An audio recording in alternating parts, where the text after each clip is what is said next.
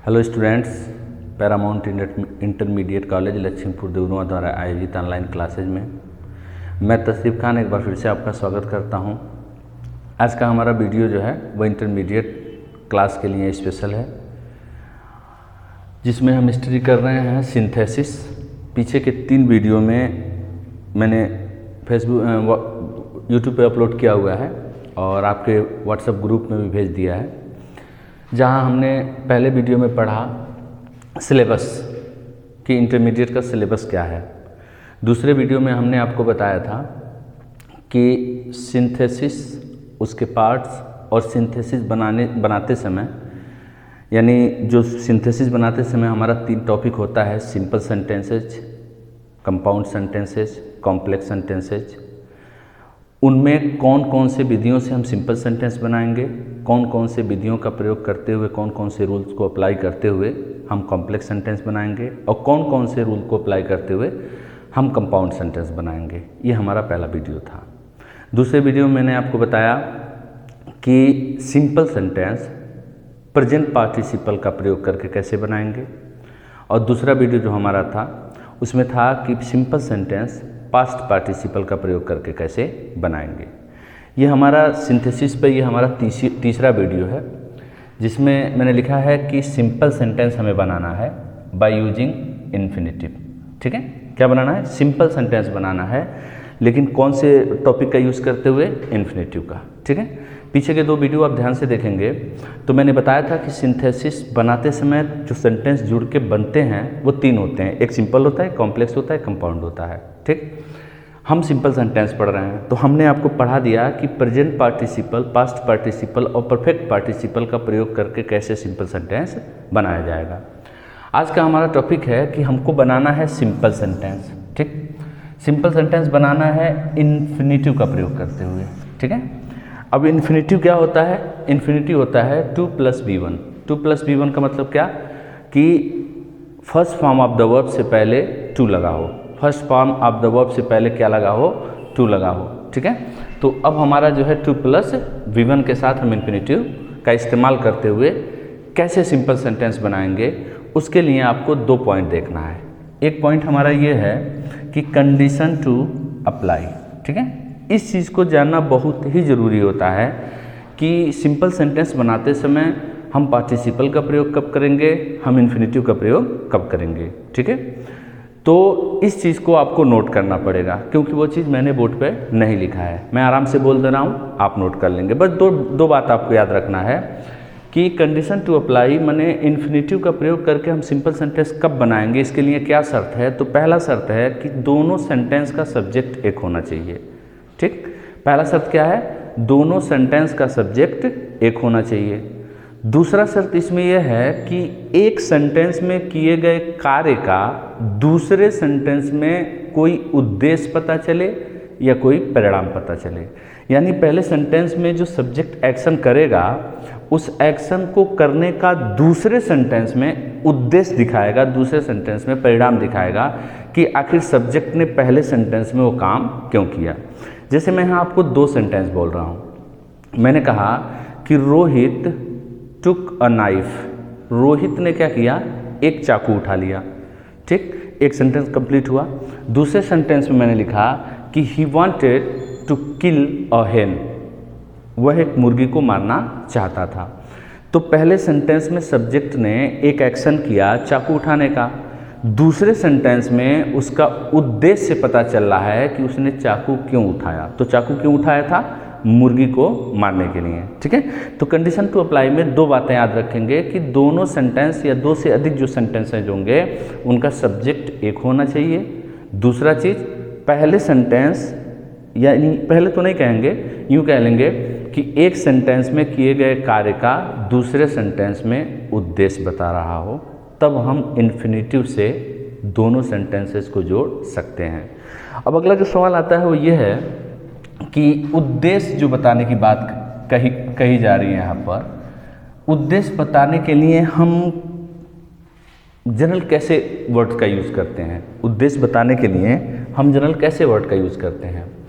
आप देखें तो उद्देश्य बताने के लिए एक तो हम वांट जैसे शब्दों का यूज़ करते हैं कि मैं पूछ रहा हूँ कि भाई तुमने वह सामान वहाँ क्यों रखा, तो आप उसमें कहते हैं कि सर मैं ये करना चाहता हूँ, ये करना चाहता हूँ। दूसरा जो है आप फ्यूचर का इस्तेमाल करके भी अपना उद्देश्य बता देते हैं।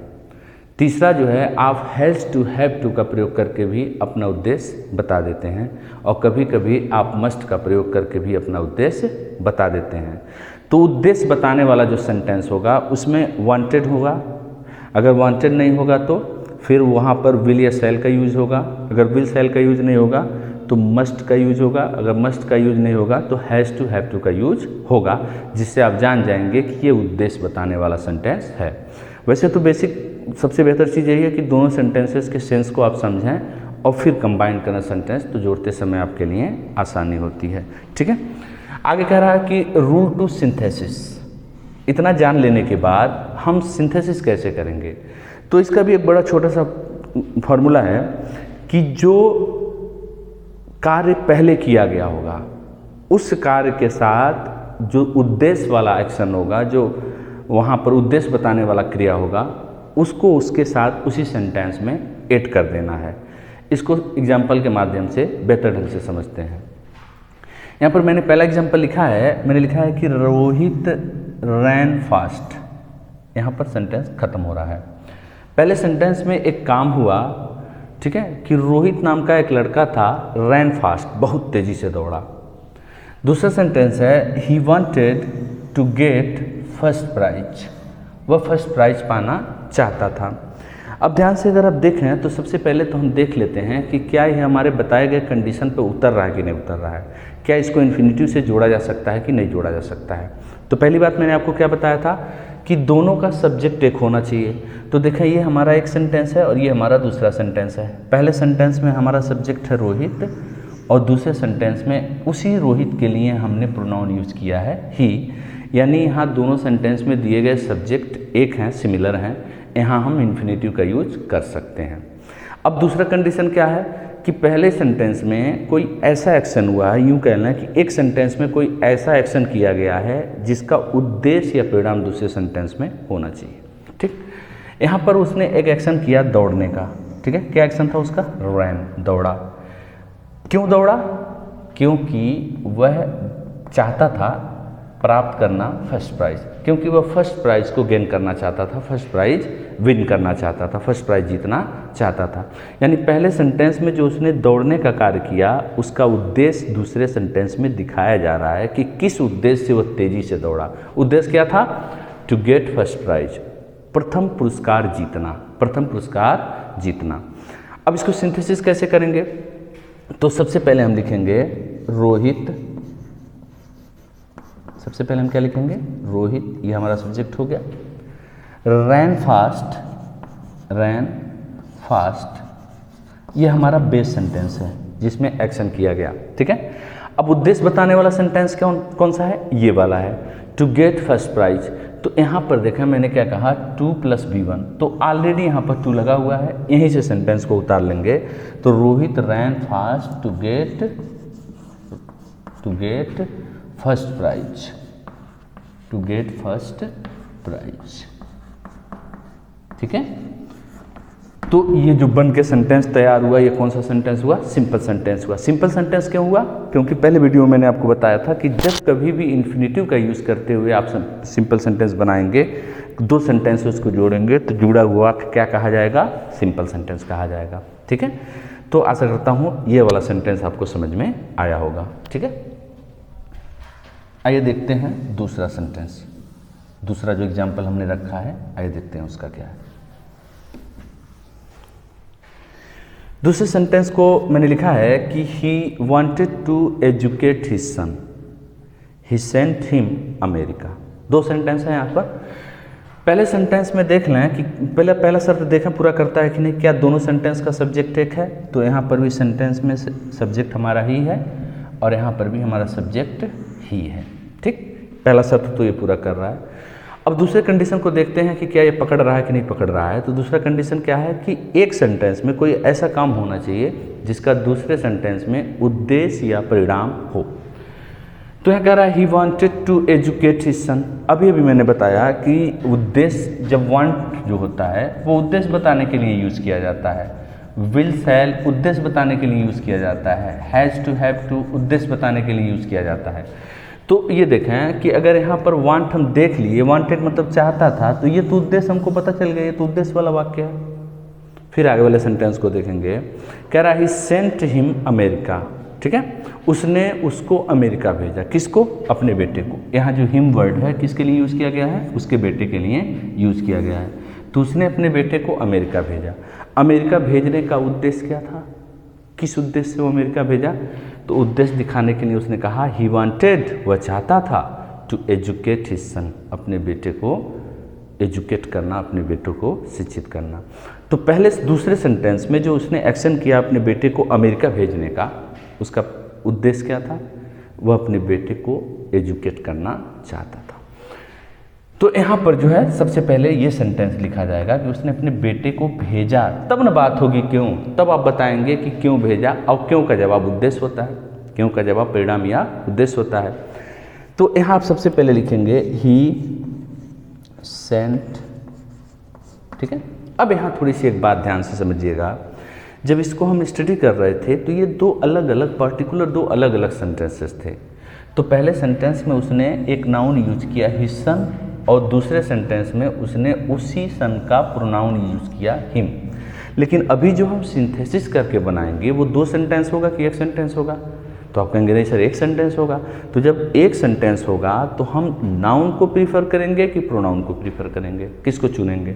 तो भाई नाउन को चुना जाएगा, क्योंकि प्रोनाउन का जिक्र तब होता है जब नाउन का जिक्र एक बार हो चुका हो। जब नाउन एक बार डिस्क्राइब कर दिया गया हो तब प्रोनाउन को डिस्क्राइब किया जाता है। तो यहाँ पर आप हिम नहीं लिख सकते हिज सन को छोड़ के, ठीक है।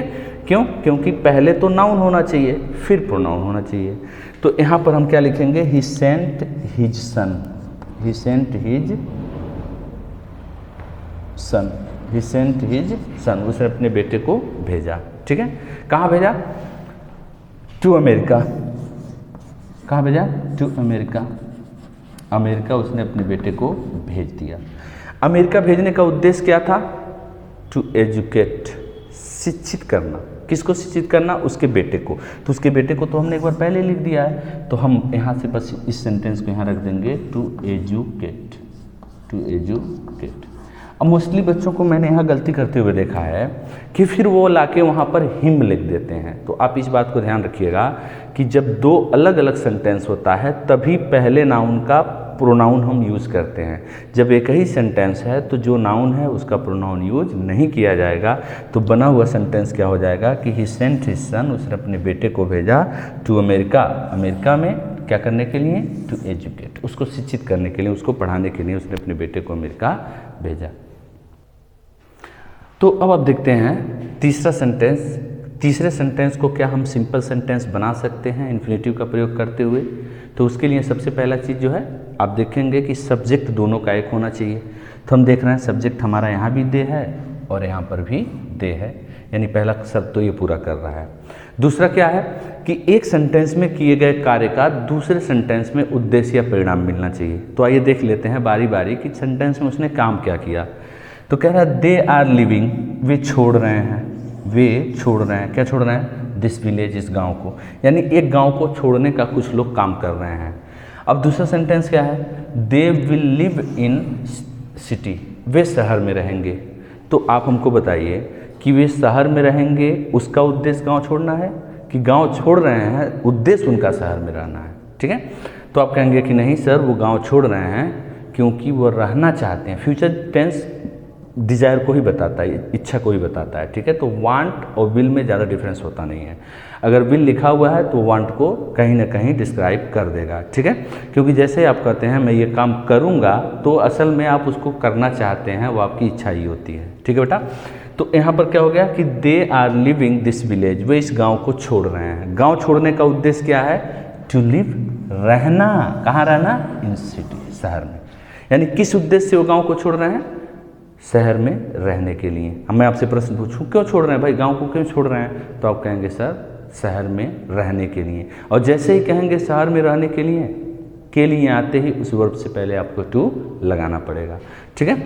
तो सबसे पहले देखें गांव छोड़ रहे हैं ना, तो इस वाले सेंटेंस को सबसे पहले लिखना है। तो सबसे पहले हम क्या लिखेंगे कि they are living this village, they are living this village, ठीक है। और बच्चा क्या उद्देश्य क्या है, टू लिव इन सिटी, ठीक है। अब देखें ध्यान से, यहाँ पहले वाले सेंटेंस में ऑलरेडी टू था, दूसरे वाले सेंटेंस में भी टू था, तीसरे वाले सेंटेंस में टू नहीं है, आपको लगाना पड़ेगा to live in city, in city. गाँव छोड़ने का उद्देश्य क्या था, टू लिव, रहना कहाँ, इन सिटी, शहर में। तो ये हो गया हमारा तीसरा एग्जाम्पल। आइए हम चौथे एग्जाम्पल को थोड़ा सा देखते हैं। चौथा एग्जाम्पल देखें। चौथे एग्जाम्पल से पहले एक स्टार बनाया हुआ है, ठीक है।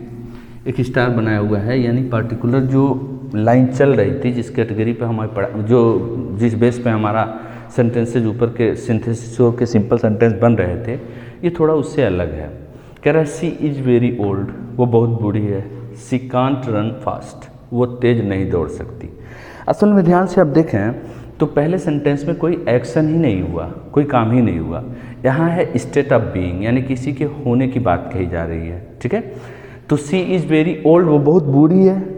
अच्छा, उसके बूढ़े होने का उद्देश्य नहीं बताया जाएगा, परिणाम बताया जाएगा। यहाँ पर जब स्टेट ऑफ बीइंग होगा तो किसी के होने, भाई एक्शन होता है तब ना आदमी पूछता है भाई तुम ये काम क्यों कर रहे हो। आप किसी से ऐसे तो पूछ नहीं सकते कि तुम बूढ़े क्यों हो रहे हो, तुम बूढ़े क्यों हो। तो जब एक्शन होता है तो उसका क्या होता है, उद्देश्य होता है। लेकिन जब एक्शन नहीं होता है, स्टेट ऑफ बीइंग होता है, तो ऐसे कंडीशन में परिणाम होता है कि उसके बूढ़े होने का परिणाम क्या निकल के आ रहा है। सी इज़ वेरी ओल्ड, वो बहुत बूढ़ी है, उसका परिणाम क्या है कि वो बेचारी दौड़ नहीं सकती। उसके बूढ़े होने का परिणाम क्या निकल के आ रहा है कि वो दौड़ नहीं सकती। अगर वो जवान होती तो दौड़ पाती, ठीक है। तो बनाएंगे इसको भी हम इन्फिनेटिव से ही, लेकिन यहाँ पर आप ध्यान रखेंगे कि कभी भी हम एक सेंटेंस में वेरी के साथ इन्फिनेटिव टू का प्रयोग नहीं करते हैं, बल्कि इसका जो पेयरिंग होता है वह एडवर्ब टू के साथ होता है, यानी TOO के साथ होता है। वेरी और टू की पेयरिंग ग्रामेटिकल एरर मानी जाती है, ठीक है। आप बड़े होंगे तो पढ़ेंगे तो बहुत सारे कंपटीशन में वेरी के साथ टू लगा के दे देगा और वो पेयरिंग डिसमैच हो जाएगा, जहां आपको एरर करते, मतलब करेक्शन करते समय वेरी के स्थान पर टू लगाना पड़ेगा। तो अगर मोस्टली बच्चा बनाएगा तो इसी तरह से बना देगा, she is very old to run fast, तो सेंटेंस तो सही हो जाएगा, दिखने में तो उसको सही लगेगा, लेकिन एरर क्या हो जाएगा, वेरी के साथ इन्फिनेटिव टू की पेयरिंग नहीं होती है, एडवर्ब टू के साथ इन्फिनेटिव टू की पेयरिंग होती है। इसलिए जो वर्ड यहाँ वेरी है ये आप नहीं लिख सकते, ठीक है।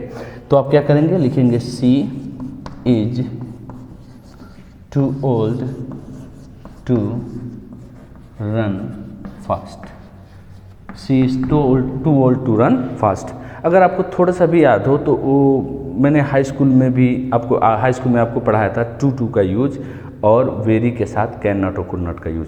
तो जब हम इसको हटाते हैं तो कैन नॉट कुड नॉट ही तो लगाते हैं। तो ये असल में ट्रांसफॉर्मेशन का ही रूल है, लेकिन यह सिंथेसिस में काम करता है, क्योंकि जब इन्फिनेटिव टू लगाते हैं तो इसकी पेयरिंग हम एडवर्ब टू के साथ करते हैं, न कि वेरी एडवर्ब के साथ, ठीक है।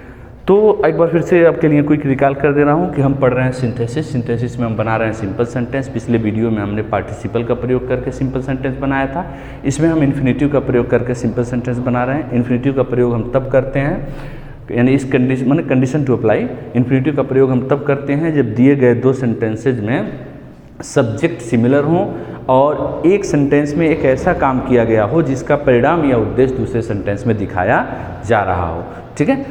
तो इसमें हम सिंथेसिस का इन्फिनेटिव का प्रयोग करते हुए दोनों वाक्यों को जोड़ने का प्रयास करते हैं। आशा करता हूँ जो कुछ मैंने आपको पढ़ाया बेहतर समझ में आया होगा। जय हिंद, जय भारत।